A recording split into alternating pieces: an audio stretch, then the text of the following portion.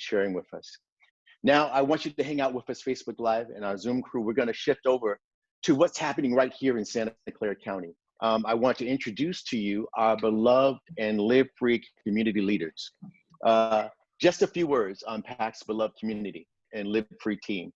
The organizers are focused on greater police accountability and transparency and accountability, as well as oversight and safety in our county jails. The beloved community looks to end institutional racism. The collective has won hard fight victories against excessive use of force. They helped pass SB 1421 to open police records to the public. The beloved community's organizing efforts that led to the San Jose PD implementing implicit bias training, no choke policy, and body-worn cameras for all officers. The team researches and develops policies for stronger accountability. According to PACT's 2017 voter outreach efforts, 80% of voters polled supported the expansion of police accountability and transparency. George Floyd's murder reflects the same horror and outrage that spilled into America's streets after the 2014 police murder of Ferguson teenager Michael Brown. Mike was also an unarmed Black man, and his death sparked the start of the beloved community work. So at this time, I'd like to welcome one of our local licensed therapists, Alicia Hartree, and I apologize if I don't say that correctly. I'd like to welcome beloved community team leader, Yemi, Minister Virginia and Harriet Wolf, and Ron Hansen. We welcome you to this segment as we introduce the beloved and Live Free teams. Yemi, welcome. You have a poignant response to policing in this moment that captures the beloved community work and reflects on the call to end police brutality and uphold racial injustice. Yemi, tell us about it. Sure, thank you so much, Reverend Ray. It's been such an honor to be on this panel with all of you today. I believe that systemic change is not a matter of chance, rather it's a matter of choice. It is not something to be waited for, but it is a result of a deliberate and thoughtful action. And this is exactly why I am a community leader with PACT's beloved community team. I am horrified by the murders of George Floyd, Ahmaud Arbery, Breonna Taylor, and Tony McDad, who was killed just last week in Tallahassee, Florida. It is their picture, but I also see my children, my husband, my brother, and my beloved community. I am equally outraged by the officer-involved killings that has taken place right here in San Jose that has not gotten the national spotlight, such as Anthony Nunes, Philip Watkins, Antonio Guzman, Jacob Dominguez, Jennifer Vasquez, and so many others. As a mother of 2 teenagers, I worry because I do not know how to prepare my children for their inevitable encounter with police. It is the work that I do with the beloved community team that gives me hope. Our team researched and recommended the implicit bias and procedural justice training that San Jose PD implemented. This was a major step forward to address police bias in our community. And I have been privileged to be a facilitator to train the San Jose police cadets. However, one training is not going to bring about the changes that we are fighting for. The implicit bias procedural justice training must be transformed into a daily practice to dismantle the blue wall. As a beloved community leader, I commit to working with San Jose Police Department to develop practices that reinforce the bias training and effectuate change in this community. May all God's children live free. Amen to that. Yemi, thank you so much for your work and your dedication and your passion. We really Perfect. appreciate you. Hey, now I'm someone that is very near and dear to me, Minister Virginia Roberts. So Yemi focused on police bias training to exact local criminal justice reform. But what tactics do you think can ensure police accountability and oversight of rogue officers? Right? And if we would, I would say that at the end of this segment, we should demand that all racist and bigot cops be released from the SJDP and Santa Clara County Sheriff Department. So what tactics, Virginia, do you think can ensure police accountability and oversight of rogue officers like those in Minneapolis and like the police spraying protesters with bullets and tear gas here in San Jose? Well, I think the biggest thing is that we have to keep our presence, to make sure that we are seen and heard in every level of local government. It's very important. When I came into this work in 2014, after having taught in the community for 40 years, I really was unaware of the process. And so what I think we need to do to be more involved in, have our communities more involved in understanding the process, the roles of the independent police auditor. Many community people don't even understand what that's all about. You know, they just see no hope. And I think one of the things that we have to do is to make sure that we engage the community, that we don't isolate the community, that we enlist more regular citizens, just like myself. I had no idea how things worked down in city government. And it's taken me a while to understand. But I think that the more that you are there, the more that you demand, and you have to be there. You have to be there in those city council meetings. You have to be in that room. You have to be at the table. You can't just allow everyone else to work for you. You're going to have to work for yourself. So in that regard, becoming a part of those teams, those advisory boards, and being there, they just can't deny your presence, you know, and they can't deny your voice when you're right there making those demands. Thank you. Thank you, Virginia. Now, Alicia, I want to talk to you about what effect does this type of behaviors, these tactics by the police and the sheriff and these rogue officers, what kind of effect does it have on our youth, our community here in San Jose? Yeah, it definitely has an everlasting effect. And, you know, a lot of times our community, you know, move beyond fear, move beyond anger, but we need to talk about not only the mental and psychological and spiritual effect of colonial abuse. How can we grieve and how can we process this and we keep experiencing chronic trauma, something that happens over and over and over. We never make it through the grief process without something triggering that pain and reopening that wound. And then with our young people, you have COVID. So, you know, they're not in school. This stuff is being, you know, they hear it, they see it all the day. They're probably just experiencing it over and over through dreams. And, you know, me as a mother of 3 Black boys and 4 grandchildren, Black boys, and living it vicariously. And you know, when I saw the footage and I cried like Floyd was my own son, like my father, like my brother, like my family member. And so, you know, and especially I have a son that was abused by the police. And when we tried to bring civil charges, the DA lost the videotape. So for me, even as a parent of them, so vicariously over and over, they're probably going, you know, they're on this slope, they're sad, they're angry, they're tired, they're not sleeping, they're withdrawing, you know, their self-esteem, who am I, why do I deserve this? They're isolating, the automatic and intrusive thoughts. Some could turn to substances, some are disoriented.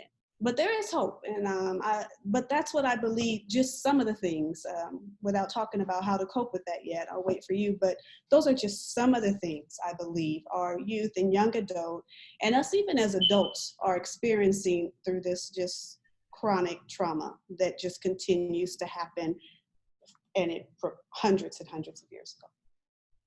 Thank you, Alicia. And I failed to properly introduce you. So tell our listeners what qualifies you to speak on trauma in this area.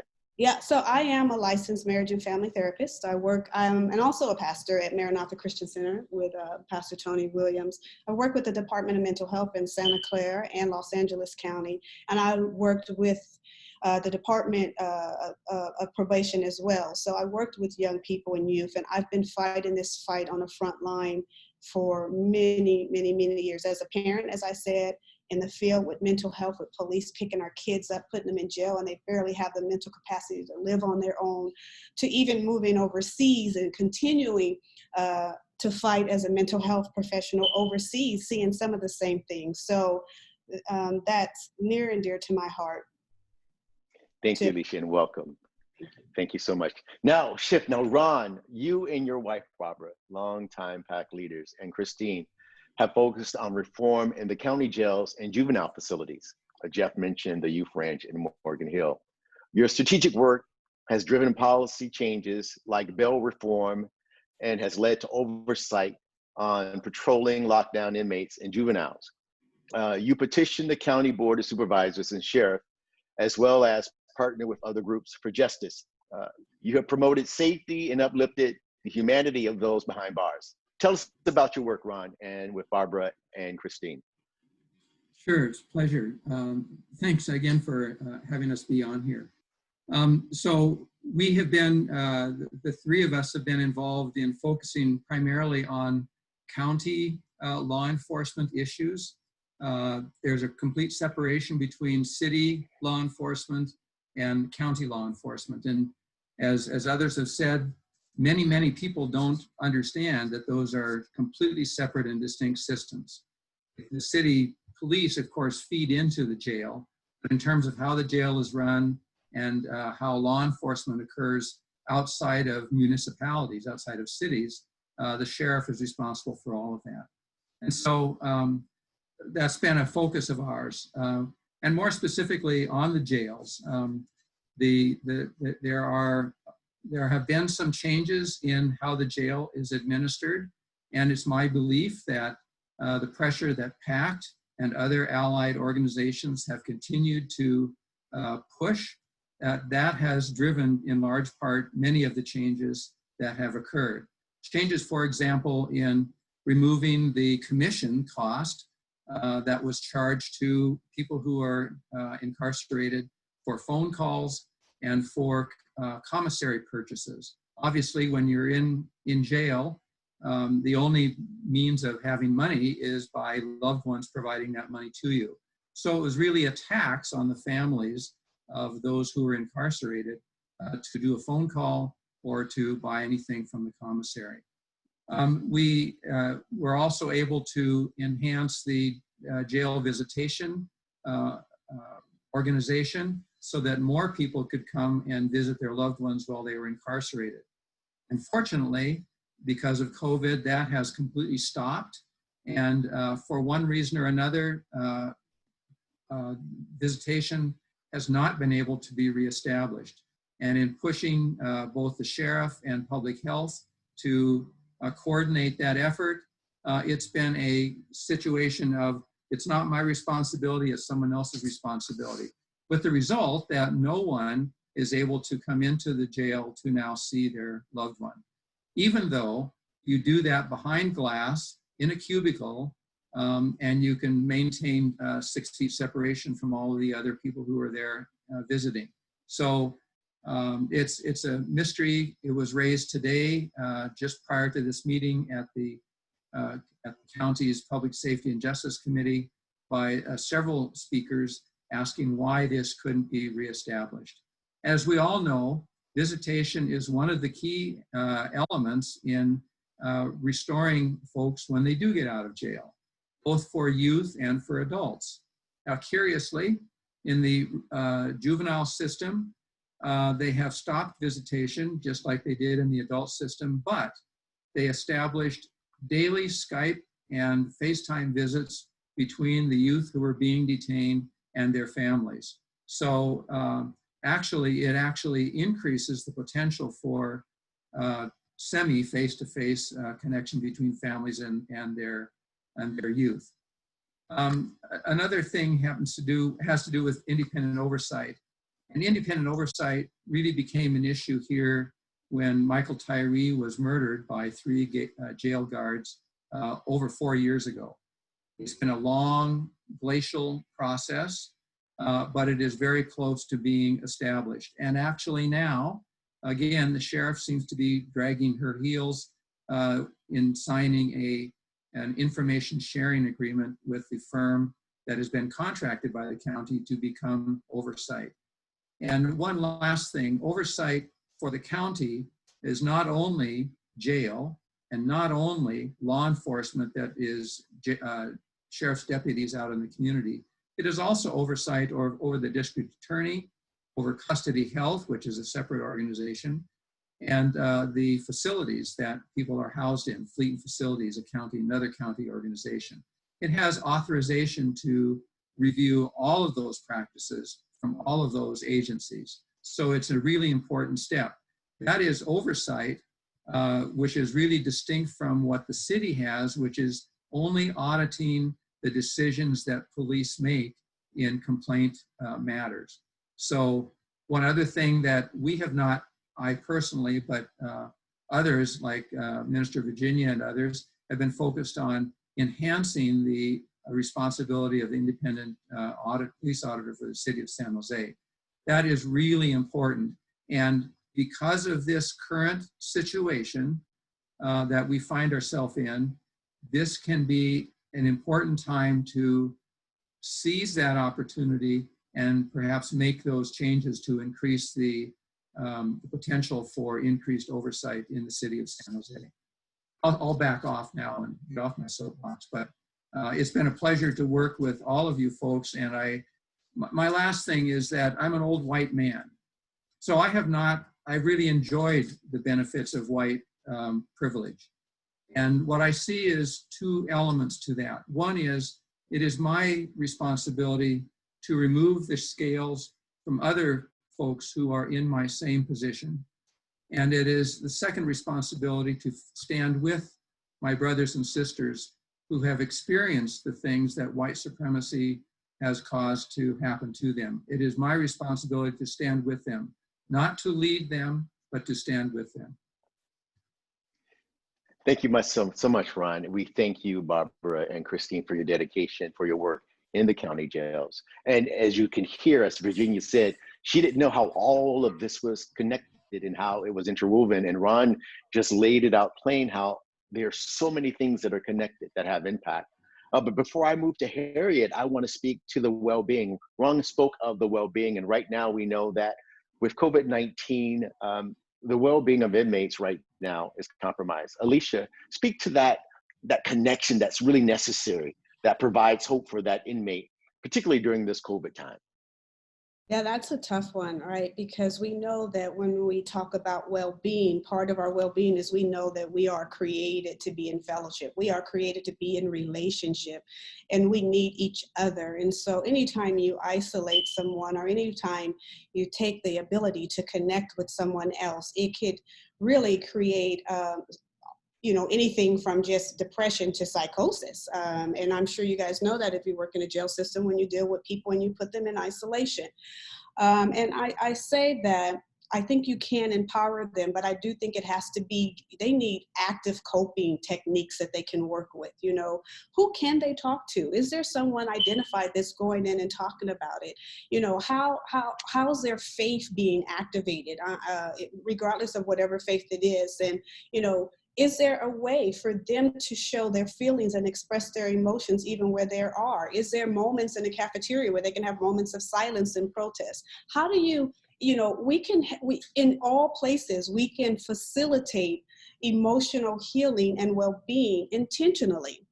Giving them a voice, allowing them to express their emotion. The last thing you want to do is have them bottling everything up, because then it leads to explosion. Providing education to people and allowing them to tell their story and listen to their story. You don't have to agree with their story, but you can listen and have those tough conversations and give them the right to ask for help. Let them know that if they need something, if they have to talk, it should be okay for them to ask for help. And this is in prison, and these are also for people that are not. You know, this is in general. And so I think that that's what we have to do. That's a start. Of course, there's so many more things that we can do, but that would be a start. Great, thank you, Alicia. And speaking of staying connected, Harriet, who has been a great partner and leader within the Beloved community, she's forged a web of cultural and social connections across various organizations.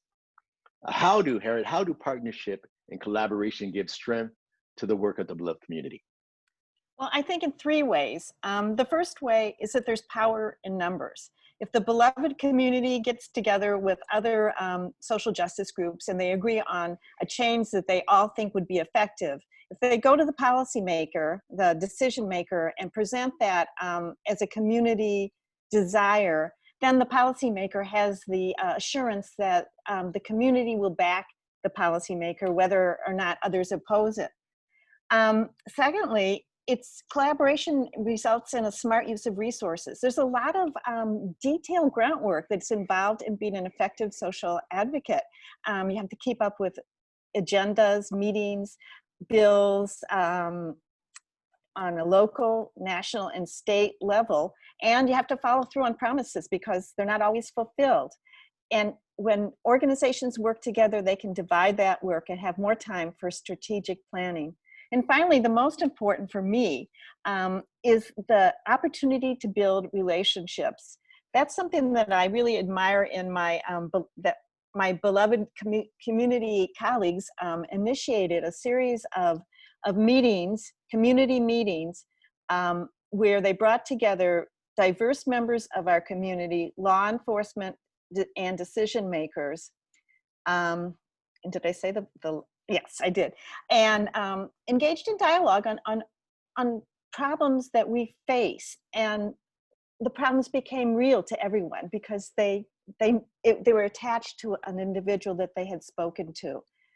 And I see collaborative work like a compound, not today, but a compound pond where you throw in a flat rock and then there all these rings form.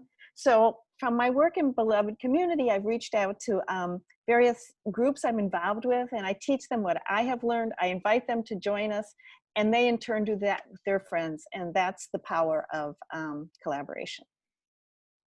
Thank you so much, Harriet, the power of collaboration. So speaking of collaborations, PACT, People Acting in Community Together, is a part of the Federation of Pico, California. There are 9 federations within Pico, California, and PACT is the Santa Clara County constituent.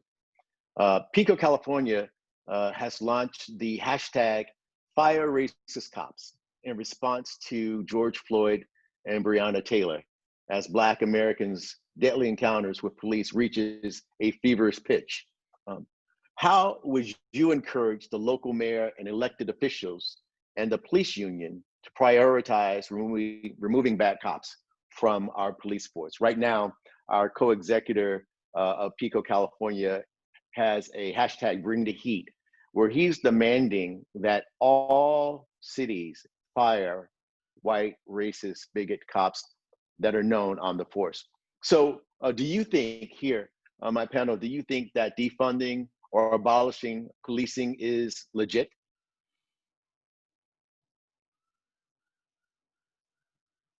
Virginia, jump in.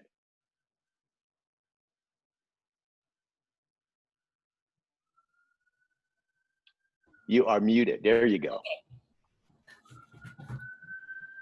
I think that the more you're visible, the more you push.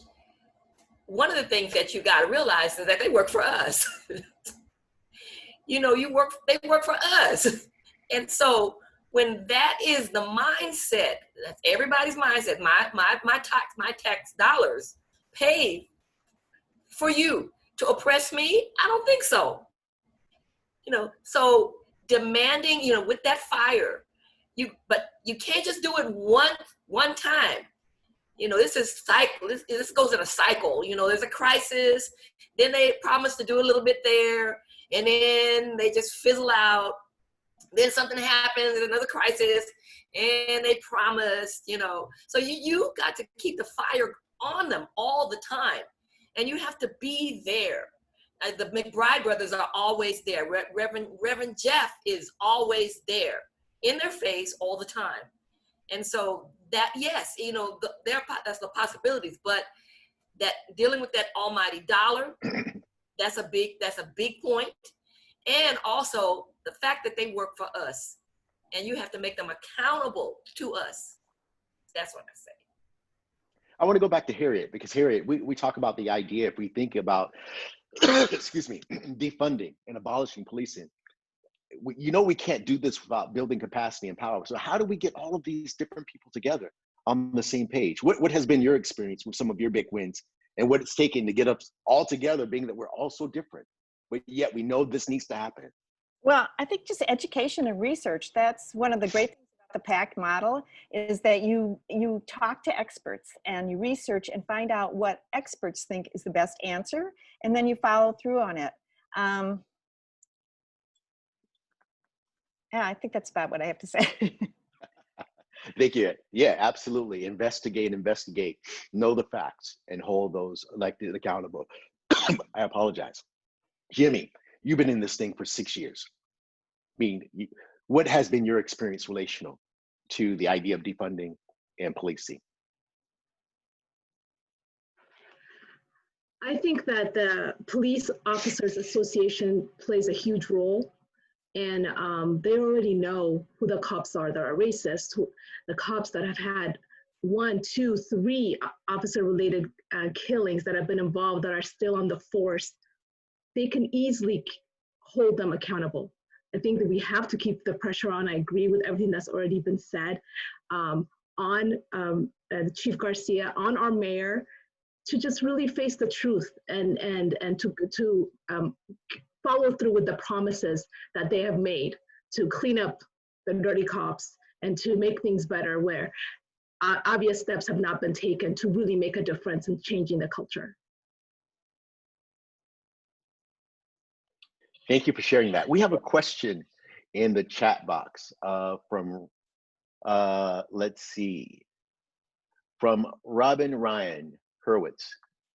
What can I possibly do to make sure police are held accountable for their actions? So some of the questions is, what can they do? We talk about defunding and accountability.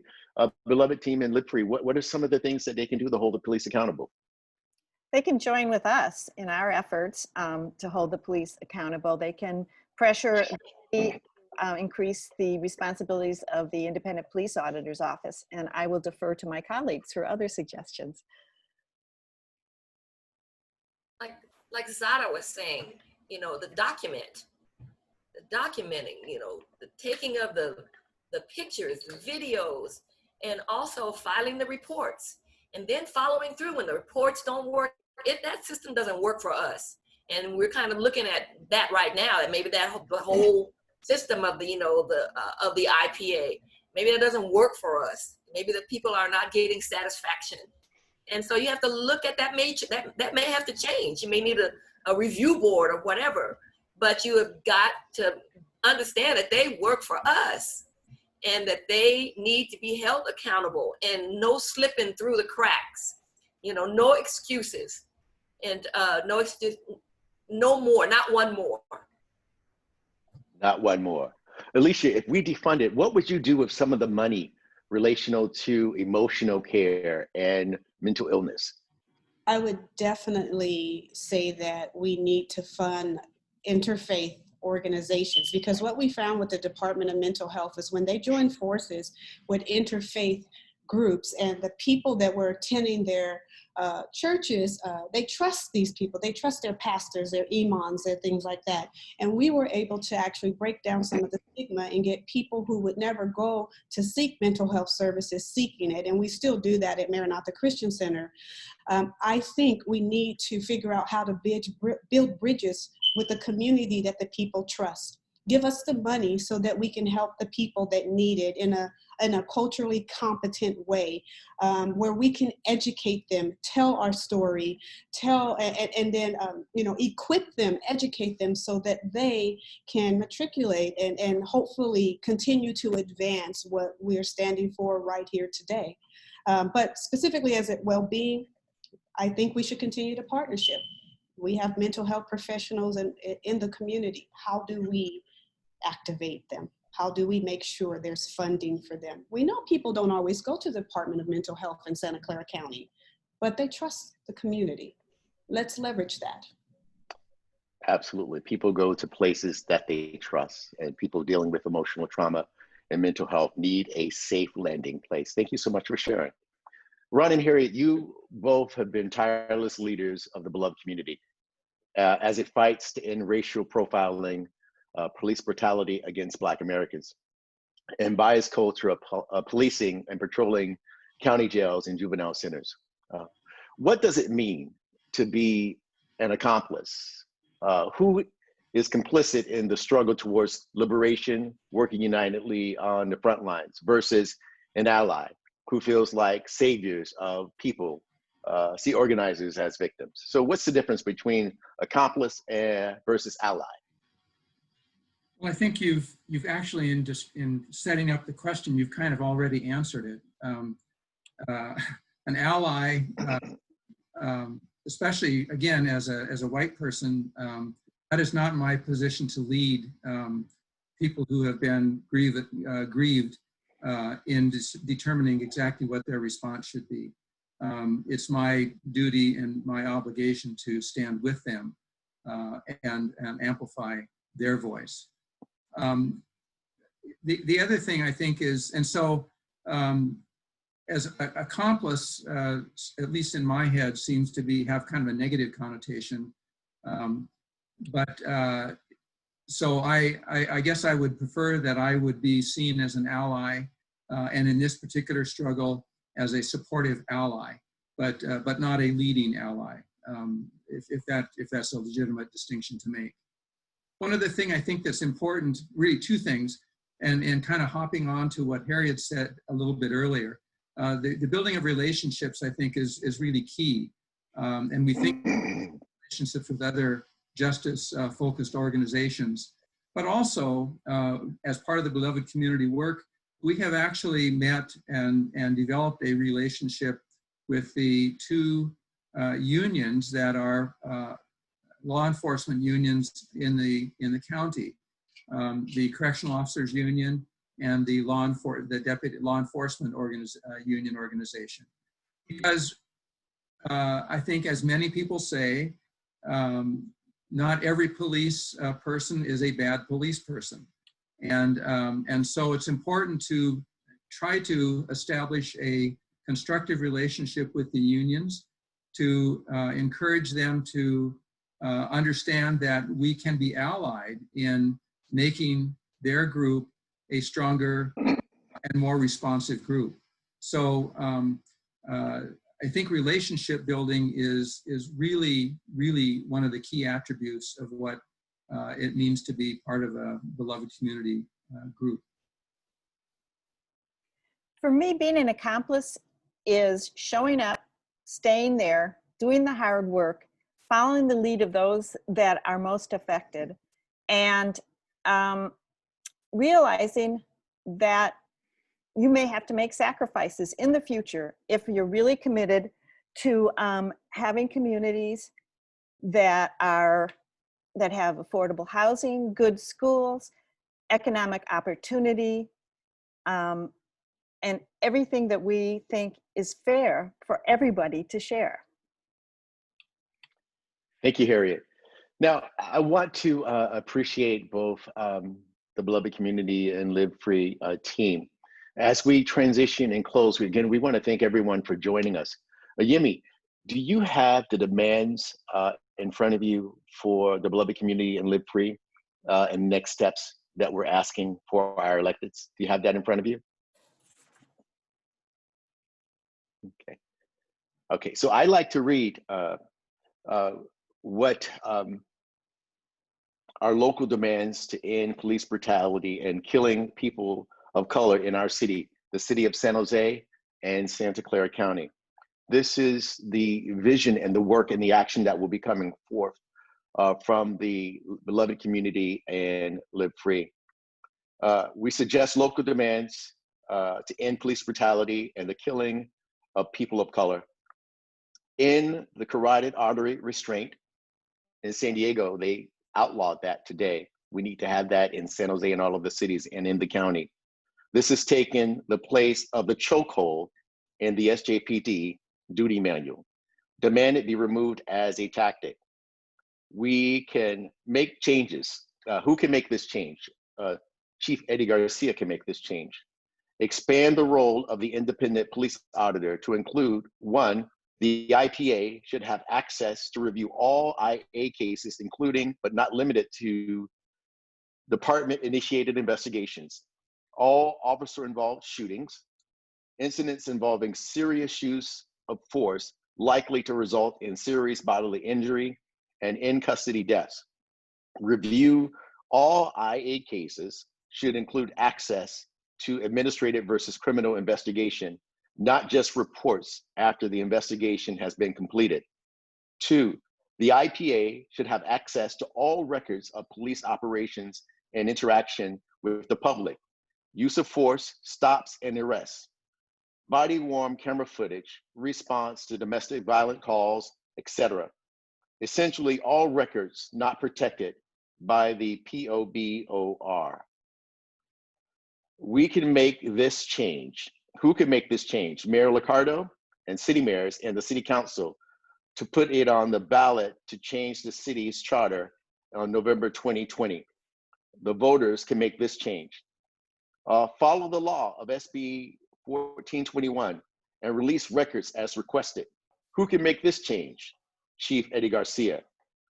A full review of the tactics police used during the protests in San Jose to explain the timing and use of force on many people gathered peacefully. Who should do this?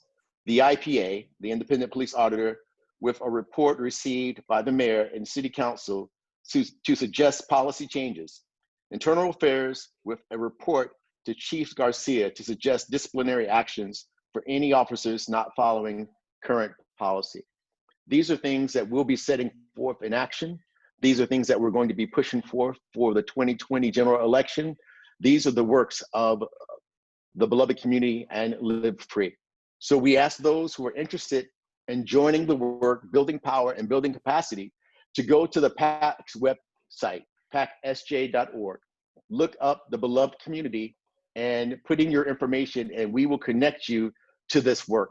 If you believe in justice, Yes. if you believe in Black Lives Matter, if you believe in a better community for San Jose and Santa Clara, if you believe by faith and have a moral, that we have a moral and ethical responsibility to the most impacted, we invite you to join this work. As I prepare to leave, Dr. Alicia, Reverend, will you give us some words of hope to those who are listening? And we really appreciate all of your time that you've spent with us in this extended version of the Justice Project. Absolutely. I think our hope is in the fact, to my Black family, that we are resilient people. And with God on our side, we will continue to move forward, and it won't stay the same. I love the way it was said earlier. At the end of our effort, God. I also want to say to the white people and non-Black people of color who are our allies, we'd rather you show up imperfectly than not show up at all, because we know that united we'll stand. And I think that's what we're going to have to do. So there is hope. We will keep pressing forward, and we will keep empowering our community to make a change, a real change. It will never be the same again. Thank you, Alicia. Join us, and together we can create a most just, diverse California, and a stronger and more united and new improved Silicon Valley. Next Thursday, I want you to join us as we dive into the future leadership around crisis. So as always, go to our Facebook page, our PACT Facebook page, look up information in relationship to COVID-19 testing, complete your census or help and provide information to help others know where to go for census completion. Register to vote. If you register, you vote by mail or you go in person. It's important to exercise your civil right to vote. Also, you can find information relational to the California budget and its revisions. It's very important. If you care about your community, you'll engage your local elected officials, your assemblies and Senate leaders that represent Silicon Valley. And lastly, make sure that we continue to love on each other. Black Lives Matter, and all of us here in Silicon Valley love one another. We must do this together and stay united. So thank you, beloved community. Thank you, Live Free. Thank you for all of our guests, Zara, Craig, Marcos, Richard, and Reverend Jeff. We thank you so much for joining us in this extended version. Hey, let's stay hopeful. Let's listen to the words of Alicia, and let's stay together. God bless you all. Thank you. Yes, Barb.